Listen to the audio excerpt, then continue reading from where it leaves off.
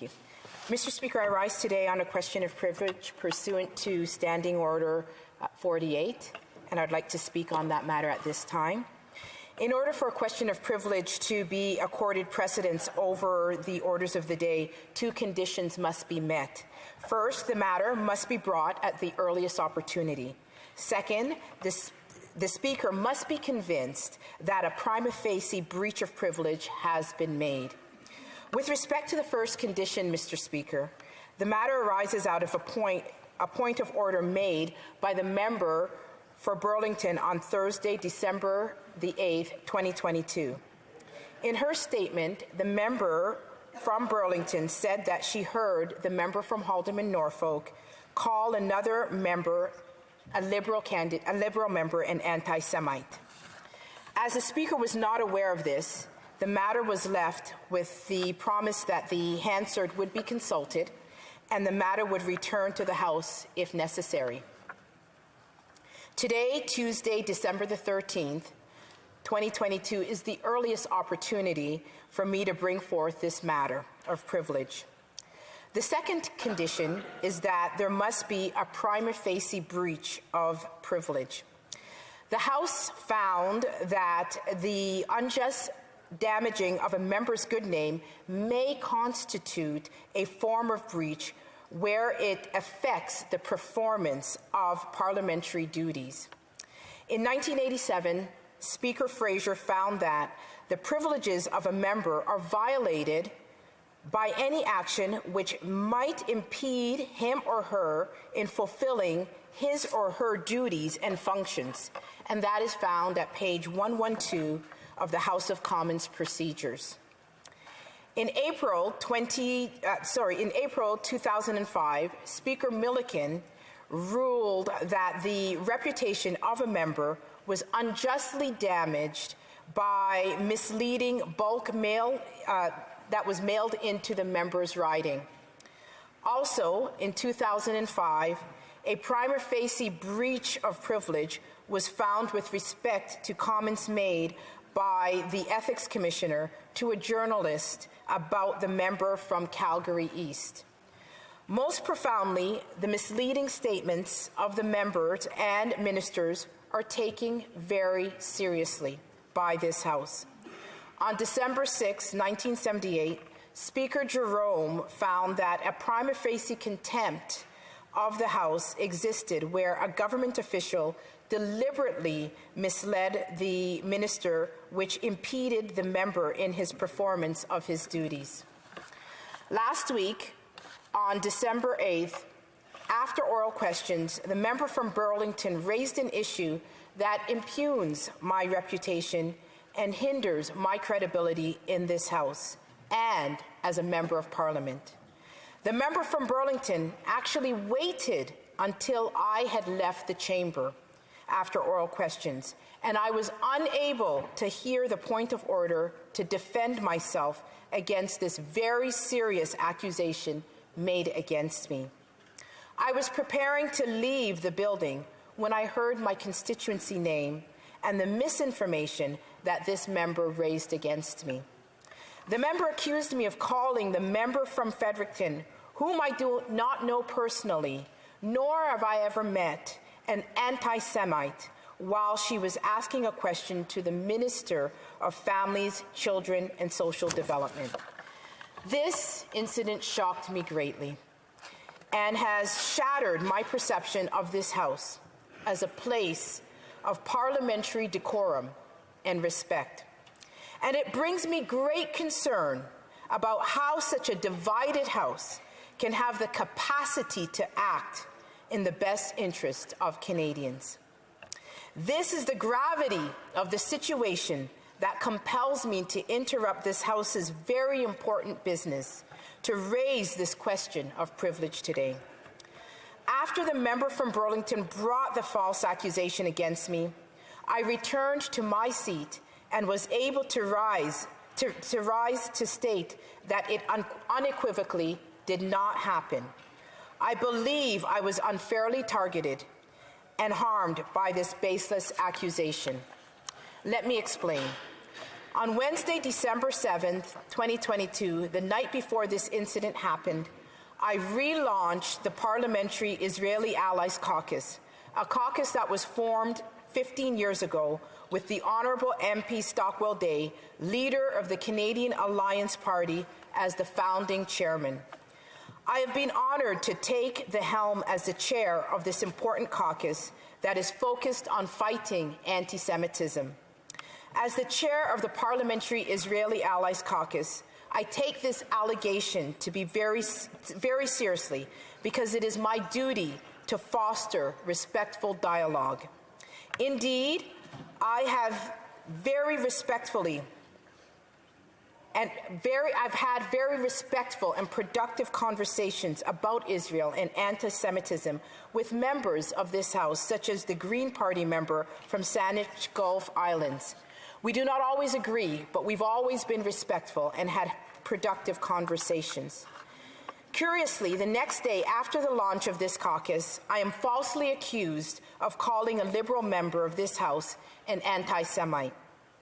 Mr. Speaker, I had no idea why anybody would spew that phrase against another member of this House. In fact, I was not aware of any reason until after this incident occurred. I later learned that the member from Fredericton had left the Green Party, which was led by a Black Jewish woman, and had joined the Liberal caucus. That is my current understanding, Mr. Speaker. I wasn't aware of this context, who she was, or her history before this incident happened. It therefore would have been impossible for me to have called the member from Fredericton an anti-Semite.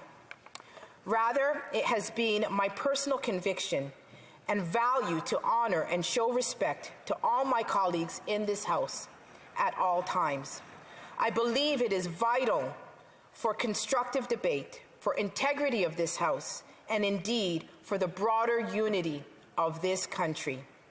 However, what I fear, Mr. Speaker, is that this incident highlights the toxic environment that the Liberals have brought to this Parliament. It also highlights the level of pomposity that is inherent in their style of government. It is a tone set from the very top, Mr. Speaker. This government has made the politics of division its playbook.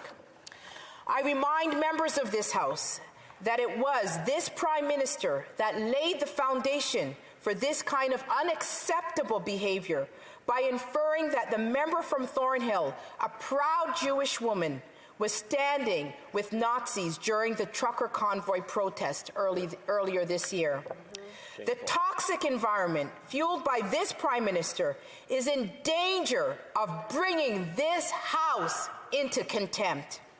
We are all required to treat our colleagues in this House with respect because we are all honourable members. Mr. Speaker, there is nothing honourable about misleading this House and hurling false accusations against members of this House. And I fear, Mr. Speaker, that the member from Burlington deliberately misled this House, that she knowingly brought forward false information against me. She chose her words very carefully. She said she heard me specifically say something that it was impossible to have heard because I did not say it. In fact, I did not utter one word when the member from Fredericton asked her question. I was silent. Yet she misled this House by stating that I called the member from Fredericton an anti-Semite, and she heard me say it. So I find it very difficult to come to any other conclusion than that the member from Burlington misled this House deliberately. And if this action goes unpunished, any member of this House could falsely hurl an accusation at another member and say that they said something that they did not say. This is very serious and poses the risk of bringing this entire House into disrepute. Consequently, I'm going to ask that the member from Burlington be found in contempt of this House. I also ask and expect an apology from the member from falsely accusing me. Mr. Speaker, if you review the statement made by the member, you will clearly hear her say that if she was mistaken, she would apologize. The question is, if she heard me say what she said I said, how could she have been mistaken? Mr. Speaker, it was during that same day that my colleague from Condolence St. Paul was penalized and asked to leave this House minutes before I was accused, just minutes before. I expect equal treatment in this House towards the member from Burlington. This House is in danger of losing the confidence of the Canadian people, 1/3 of whom chose not to vote in the last election. Many Canadians are choosing not to even be involved in politics because of the pettiness that they see in this House and its behavior like what was displayed by the member from Burlington that has fostered the decline of confidence in our democratic institutions. We must be accountable to the public for the falsehoods that we spread in this House as elected officials and the powerful and negative impact that our statements make in this House, not only to the reputations of our member and colleagues in this House, but to the integrity of the entire House of Commons. That is why this incident rises to the level of justifying a prima facie case of a breach of privilege. I am asking that you allow this House to consider further making determinations of whether this member, the member from Burlington, should be held in contempt of this House.